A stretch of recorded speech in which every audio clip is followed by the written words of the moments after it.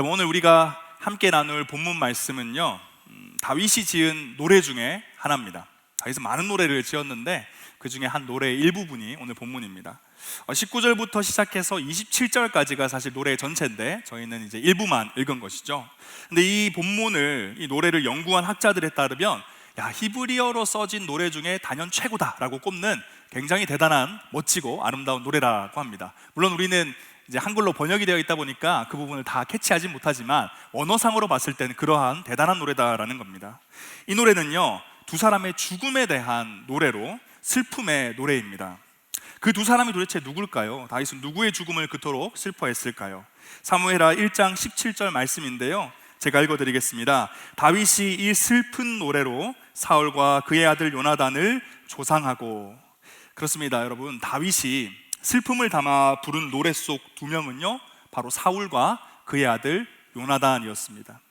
사울과 요나단은 블레셋과의 전쟁 가운데서 갈보아 산에서 죽게 됩니다. 길보아 산에서 죽게 됩니다. 사무엘상 31장 1절부터 6절인데요, 제가 한번 읽어드리겠습니다. 블레셋 사람들이 이스라엘을 침해, 이스라엘 사람들이 블레셋 사람들 앞에서 도망하여 길보아 산에서 엎드려져 죽으니, 이 블레셋 사람들이 사울과 그의 아들들을 추격하여 사울의 아들 요나단과 아비나답과 말기수아를 죽이니라. 사울이 패전함에 활 쏘는 자가 따라잡으니 사울이 그 활 쏘는 자에게 중상을 입은지라. 그가 무기를 든 자에게 이르되 내 칼을 빼어 그것으로 나를 찌르라. 할례 받지 않은 자들이 와서 나를 찌르고 모욕할까 두려워하노라. 하나 무기를 든 자가 심히 두려워하여 감히 행하지 아니하는지라. 이에 사울이 자기의 칼을 뽑아서 그 위에 엎드려지매, 무기를 든 자가 사울의 죽음을 보고 자기도 자기 칼 위에 엎드려져 그와 함께 죽으니라. 사울과 그의 세 아들과 무기를 든 자와 그의 모든 사람이 다 그날에 함께 죽었더라.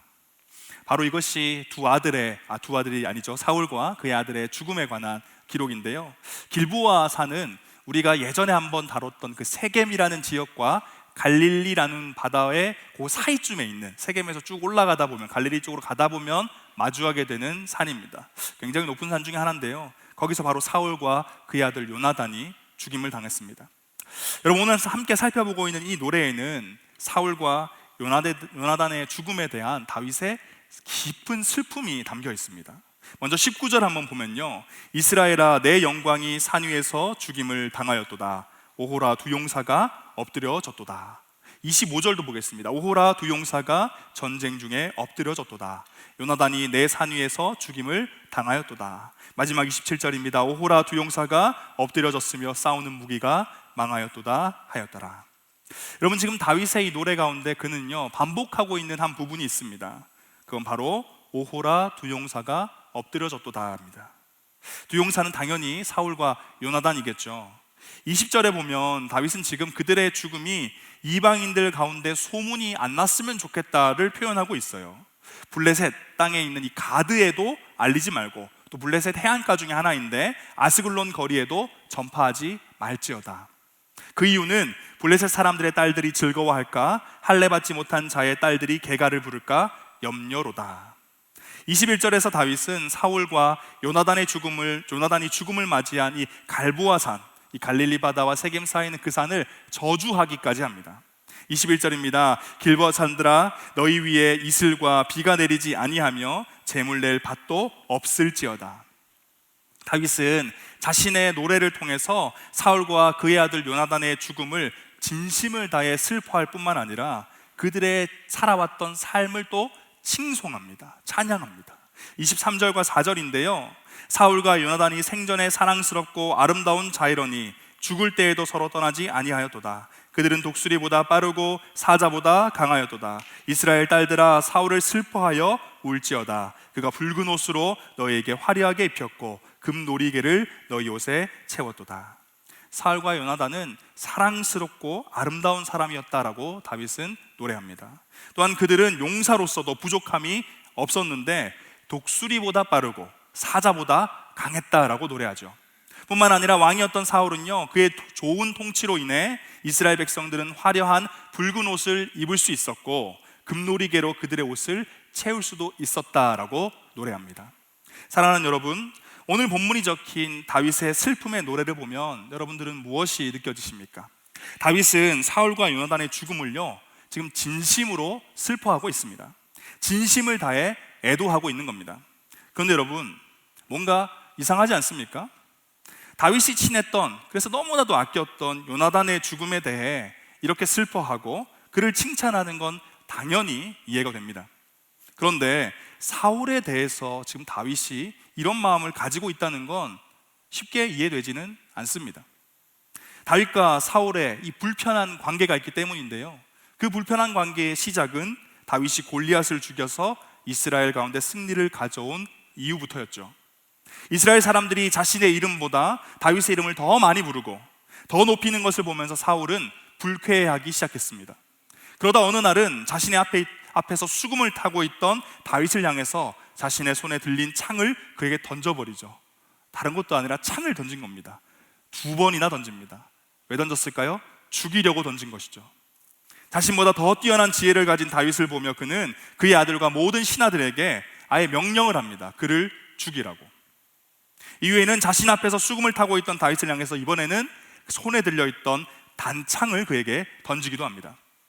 적국의 왕도 아니고 자기의 신하에게, 그것도 전쟁을 승리를 이끌어준 충성된 신하에게 사울은 몇 번이고 창을 던지죠. 그 이후로부터 다윗의 도피 생활은 시작되었고, 그 시간은요 이루 말할 수 없을 만큼 고난의 시간이었을 겁니다. 다윗은 자신을 죽이려는 사람들의 눈을 피해서 무려 10년 동안 도피 생활을 합니다. 다윗은 살기 위해 이스라엘의 적국이었던 블레셋으로 넘어가 왕 앞에서 미친 척을 하기도 했어요. 살려고.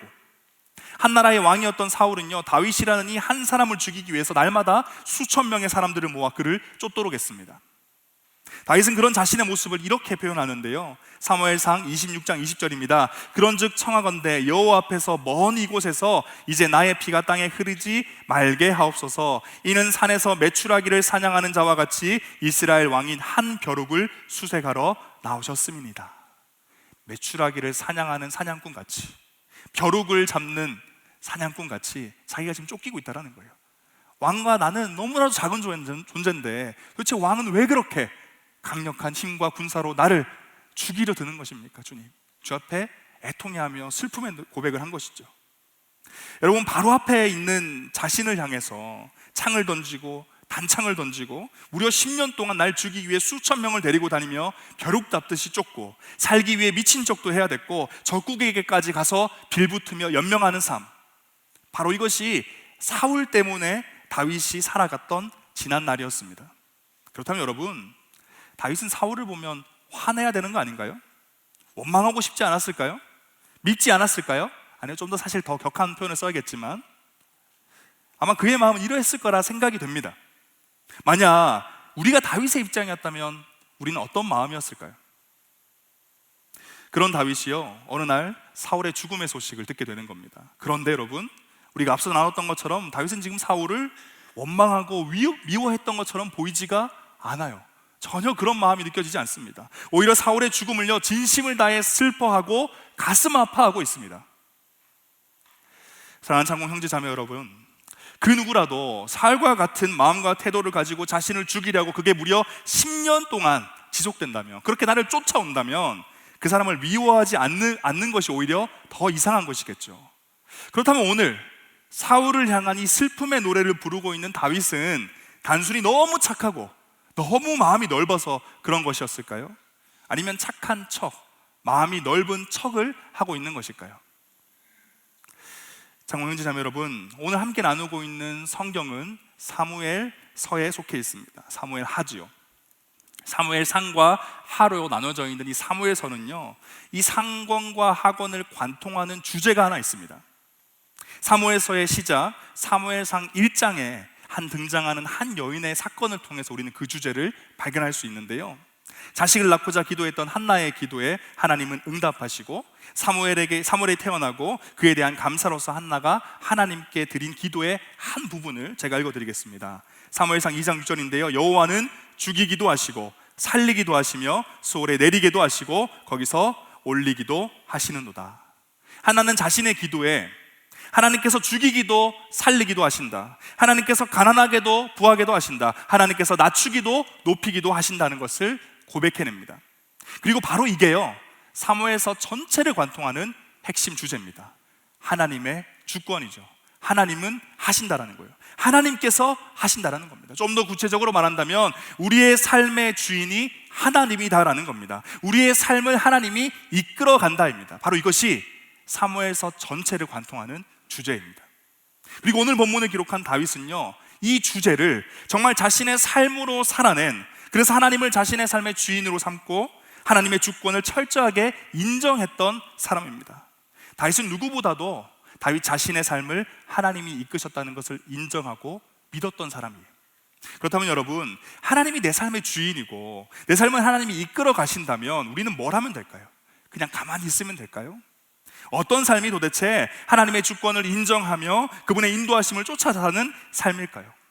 오늘 함께 살펴보고 있는 이 노래를 지은 다윗의 삶이요, 그리고 또한 그의 이 노래가 이 질문에 대한 답을 제시합니다. 우리가 앞서 확인했던 한 나라의 왕이었던 사울은 자신의 모든 것을 동원해서 다윗을 죽이고자 했습니다. 그 결과 다윗은 단 한순간도 꿈꾸지 않았을 도망자의 삶을 살기 시작했죠. 그런 다윗에게 사울은 죽일 수도 있는 기회가 2번이나 찾아옵니다. 하지만 다윗은 어떻게 했어요? 2번 모두 사울을 죽이지 않았습니다. 그 자리를 일어나 나왔습니다. 그가 사울을 죽이지 않은 이유는 분명했죠. 자신의 삶의 주인이 하나님이었기 때문입니다. 사울을 마주한 그 긴박한 순간 얼마나 많은 감정과 생각들이 막 휘몰아쳤을까요? 근데 그 순간 그는 이렇게 마음을 결심하고 말하죠. 사무엘상 24장 6절입니다. 자기 사람들에게 이르되 내가 손을 들어 여호와의 기름 부음 받은 내 주를 치는 것은 여호와께서 금하시는 것이니 그는 여호와의 기름 부음 받은 자가 됨이니라 하고, 뜻을 정한 겁니다. 하나님이 아니라고 했기 때문에 아닌 거라고, 자기의 부하들이 지금이 기회라고, 심지어 하나님이 주신 기회라고 이야기했습니다. 상황만 보면요, 정말 하나님이 주신 기회 같아요. 이 모든 도망자의 삶을 단번에 끝낼 수 있는 최고의 기회처럼 보였습니다. 불필요한 희생도 없었거든요. 하지만 다윗은 그때 하나님의 뜻을 구한 거예요. 하나님의 뜻은 이게 아니다. 기름 부음 받은 자를 죽이는 것은 하나님의 뜻이 아니다. 그러면서 그 자리를 박차고 일어난 겁니다. 계속해서 사무엘상 26장 9절인데요, 다윗이 아비새에게 이르되 죽이지 말라. 누구든지 손을 들어 여호와의 기름 부음 받은 자를 치면 죄가 없겠느냐 하고, 같은 뜻을 여전히 붙잡고 있죠. 다윗이 또 이르되 여호와께서 살아계심을 두고 맹세하노니 여호와께서 그를 치시리니 혹은 죽을 날이 이르거나 또는 전장에 나가서 망하리라. 여러분, 이 뒷부분이요, 지금 다윗이 사울을 저주하는 게 아닙니다. 하나님 앞에서 그분의 뜻을 따라 살아가야 되는데 그 뜻을 거스르며 범죄하는 게 너무나 두려운 것인데, 지금 사울은 그가 범죄하고 있는 그 죄를 깨닫지 못하고 있는 이 안타까운 상황을 지금 다윗이 인지하고 있다는 거예요. 심각한 죄 가운데 있는 자신의 상황을, 그리고 그로 인한 결과가 무엇일지를 전혀 알지 못하는 사울을 보며 지금 다윗은 긍휼의 마음으로서 그렇게 이야기하는 겁니다. 지금 사울은 자신이 어떤 길을 걷고 있는지 모른다. 지금 그의 길 끝에는 죽음이 이미 정해져 있는 것이다. 우리가 더 이상 죄를 범해서는 안 된다. 하나님의 주권, 하나님의 뜻. 다윗은 이것을 가슴에 새기며 살아갔던 사람입니다. 자신의 삶도 하나님의 인도하심 가운데 있고, 뿐만 아니라 지금 자신의 삶을 애워싸고 있는 사울의 삶조차도 하나님의 인도하심 가운데 있다는 것을 그는 믿고 바라보고 있었다는 것이죠.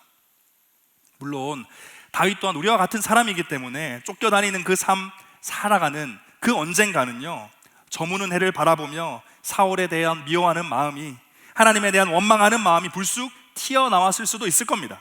분명히 그런 날이 있었을 거예요. 하지만 오늘 우리가 함께 나누고 있는 그의 노래가, 사울을 향한 다윗의 슬픔의 노래가 결국 그의 삶의 방향이 무엇이었는지, 그가 무엇을 가슴에 새기며 살았는지를 잘 보여주고 있죠. 흔들릴 때가 있었지만 결국에 그가 어떻게 결론 짓고 살아갔는지를 오늘 본문의 노래가 보여준다라는 겁니다. 사랑하는 창공 모든 형제 자매 여러분, 하나님의 주권을 인정하는 삶은요, 관계 속에서 열매가 나타납니다.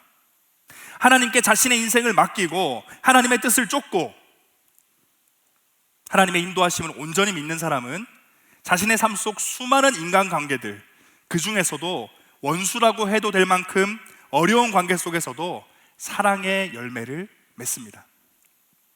인간의 관점과 마음으로는요, 도무지 이해가 안 되고 억울하고 분노할 수밖에 없는 다윗과 사울의 관계였지만, 그것을 하나님의 주권을 인정하고 하나님의 관점으로, 하나님의 마음으로 바라보기 시작하면 그 관계는 사랑의 관계가 되고 긍휼과 슬픔으로 나타나는 거죠.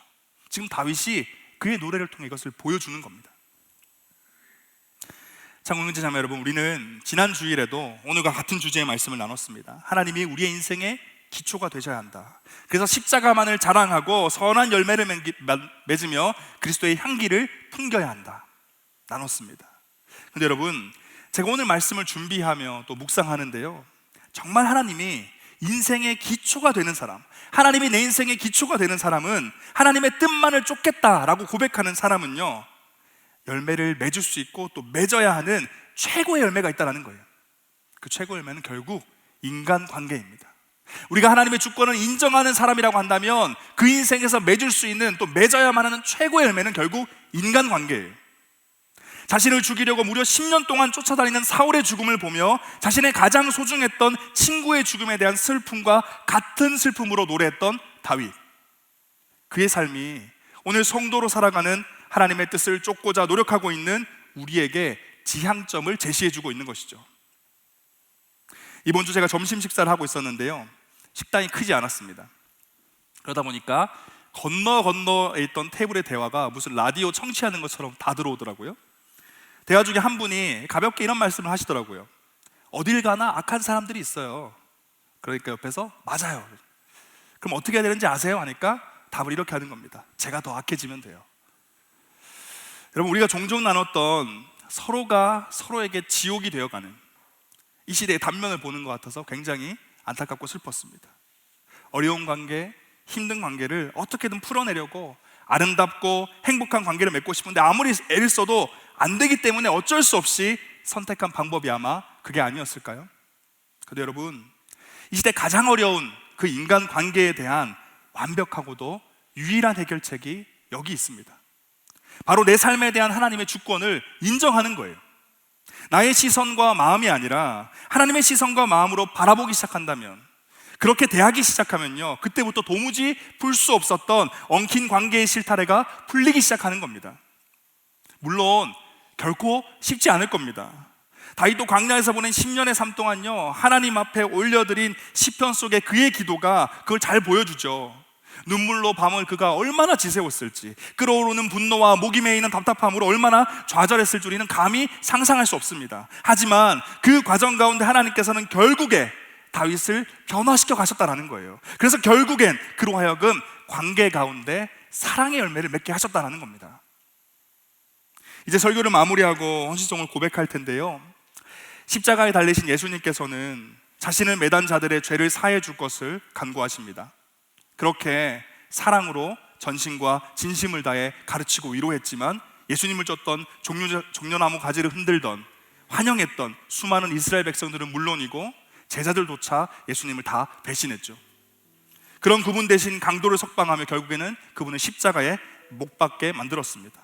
그런데 예수님께서는요, 십자가에 달려 죽음이 임박하신 그 순간에도 지금 자신의 삶을 향한 하나님의 뜻만을 믿고 따르면서 이런 고백을 하시죠. 누가복음 23장 24절입니다. 이에 예수께서 이르시되 아버지, 저들을 사하여 주옵소서, 자기들이 하는 것을 알지 못함이니이다 하시더라. 하나님의 뜻을 온전히 쫓으며, 그래서 내 인생을 향한 하나님의 주권을 인정하며 사는 인생이 맺을 수 있는 최고의 열매는 관계의 열매인 줄로 믿습니다.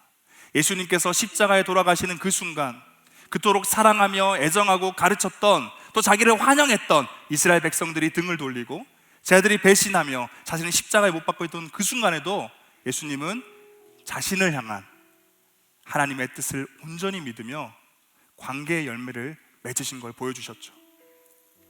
사랑하는 창공 모든 형제 자매 여러분, 사실요, 우리 모두에게는 나만의 사울이 있습니다. 오늘 함께 나눈 이 말씀을 통해서 사울을 향한 분노, 저주의 노래가 멈추고 사랑에서 시작된 긍휼, 슬픔의 노래가 한 소절이라도 시작될 수 있길 간절히 소망하며 축복합니다.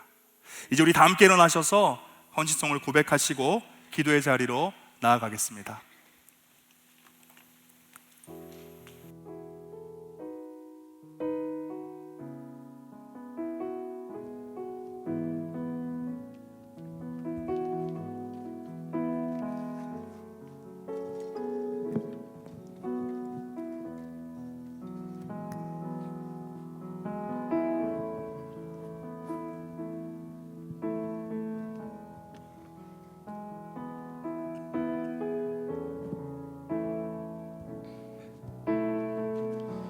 삶의 작은 일에도 그 마음을 알기 원하네. 그 길, 그 좁은 길로 가기 원해. 나의 작음을 알고 그분의 크심을 알며 소망 그 깊은 길로 가기 원하네. 한 번 더 고백할까요? 삶의 작은 일에도, 삶의 작은 일에도 그 마음을 알기 원하네. 그 길, 그 좁은 길로 가기 원해. 나의 작음을 알고 그분의 크심을 알며 소망 그 깊은 길로 가기 원하네. 저 높이 솟은 산이 되기보다 여기 오름직한 동산이 되길. 내가 가는 길만 비추기보다는 누군가의 길을 비춰준다면 내가 노래하듯이 또 내가 얘기하듯이 살기, 난 그렇게 죽기 원하네. 삶의 한 절이라도 그분을 닮기 원하네. 사랑 그 높은 길로 가기 한 번 더 고백합니다. 원하네. 내가 노래하듯이 또 내가 얘기하듯이, 내가 노래하듯이 또 내가 얘기하듯이 살기, 난 그렇게 죽기 원하네. 삶의 한 절이라도 그분을 닮기 원하네. 사랑 그 높은 길로. 그 높은 길로 가기 마지막으로 한 번 더 고백할까요? 원하네. 내가 노래하듯이, 내가 노래하듯이 또 내가 얘기하듯이 살기, 난 그렇게 죽기 원하네. 삶의 한 절이라도 그분이 닮기 원하네. 사랑 그 높은 길로 그 높은 길로 가기 원하네.